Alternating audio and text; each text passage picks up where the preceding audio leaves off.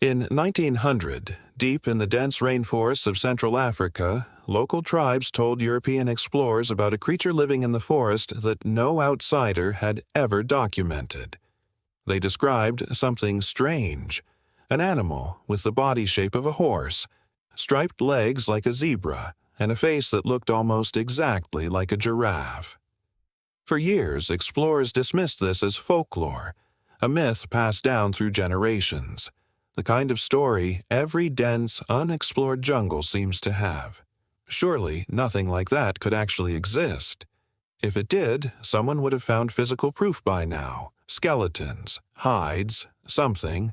But the locals kept insisting it was real, and they even had a name for it in their own language, a name that roughly translated to the one that comes and hides. A British explorer named Harry Johnston became obsessed with finding out the truth. He spent months in the region and eventually managed to obtain a few pieces of striped skin from local hunters, along with the skull. When he sent these pieces back to European scientists for analysis, the initial reaction was almost dismissive confusion. The skin looked like it belonged to some unknown species of forest zebra. But the skull told a completely different story. It didn't match a zebra at all. It matched something scientists thought had been extinct for millions of years, a prehistoric ancestor of the giraffe, a creature only known from fossils, believed to have vanished long before modern humans even existed.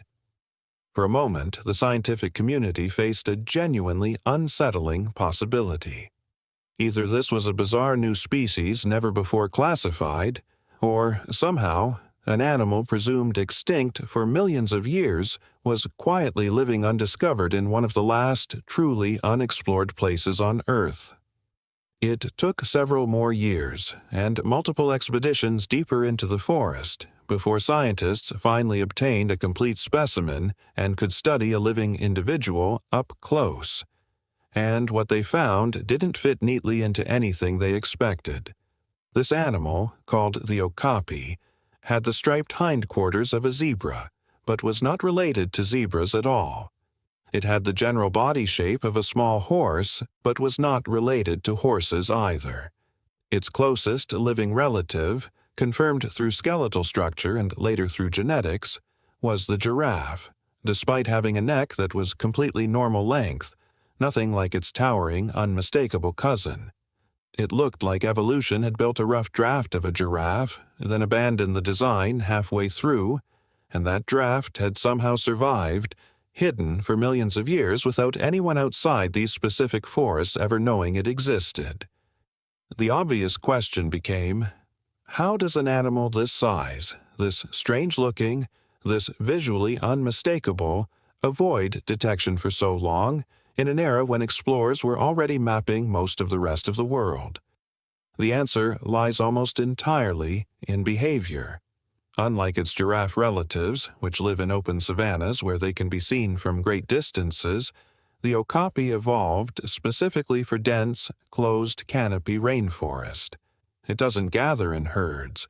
It doesn't call out loudly or announce its presence the way many large mammals do.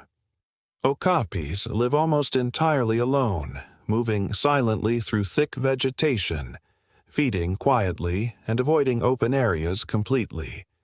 Their striped hindquarters, which look so bizarre and attention-grabbing in photographs, actually serve a specific purpose in the wild.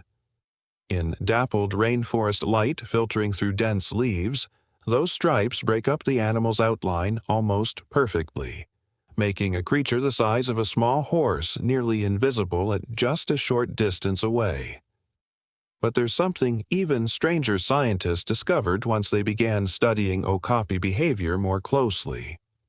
This is one of the only large mammals in the world that has never been observed vocalizing loudly in the wild.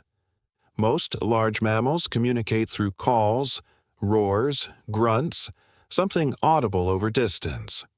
Okapis, researchers eventually found, communicate primarily through infrasound, sounds pitched so low that human ears cannot detect them at all without specialized recording equipment. For decades, field researchers assumed okapis were almost completely silent animals, because whenever they observed one, it made no audible sound whatsoever.